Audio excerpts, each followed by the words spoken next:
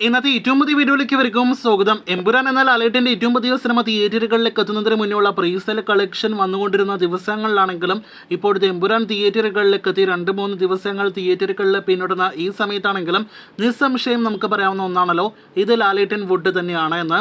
അത്രത്തോളം എമ്പുരാൻ എന്ന സിനിമയുടെ ലാലേട്ടൻ്റെ ഒരു അതിശക്തി ആർജിച്ച ബോക്സ് ഓഫീസ് പ്രകടനമാണ് നാം കണ്ടുകൊണ്ടിരിക്കുന്നത്.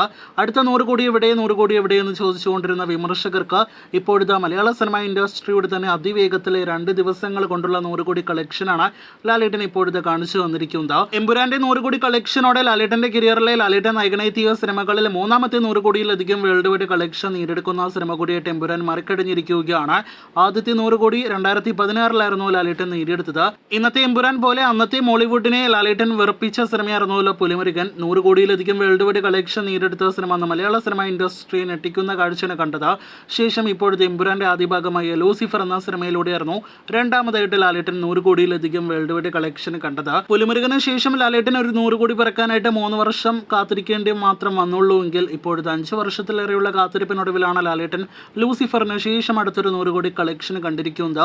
ഇതിനിടയിൽ മലയാള സിനിമ വലിയ മാറ്റങ്ങളിലൂടെ പോയിക്കൊണ്ടിരിക്കുന്നു. ഒപ്പം തന്നെ ഒരു സമയത്ത് ഒരുപാട് വർഷങ്ങൾ ലാലേട്ടന്റെ പേരിൽ മാത്രം ഉണ്ടായിരുന്ന 100 കോടി കളക്ഷൻ ക്ലബ് ഇന്ന് ഇപ്പോഴത്തെ കൊച്ചു പിള്ളേരുടെ കയ്യിൽ വരെ ഉണ്ട് എന്നതാണ് പ്രത്യേകം ശ്രദ്ധിക്കേണ്ടതെന്ന്.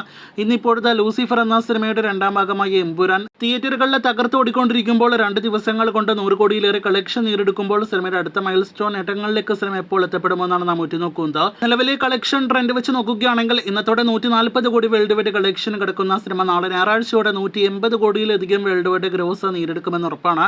അതിനുമപ്പുറം ഇട ദിവസങ്ങളിൽ 200 കോടി കളക്ഷൻ നേടിയെടുക്കാനായിട്ട് എമ്പുരാൻ ഒരുപാടുമില്ല. അങ്ങനെ ലാലേട്ടന്റെ കരിയറിലെ ആദ്യം 150-200 കോടി കളക്ഷൻ നേടിയെടുക്കാനായിട്ട് ഒരുങ്ങുന്ന എമ്പുരാൻ അതിനുമപ്പുറം എത്ര കോടി കളക്ഷൻ വരെ പോകുമെന്നാണ് ഇനി നാം ആവേശത്തോട് ഉറ്റുനോക്കുന്നത്. അപ്പോൾ കാത്തിരിക്കൂ എമ്പുരാന്റെ അടുത്ത കളക്ഷൻ അറിയാനായിട്ട്.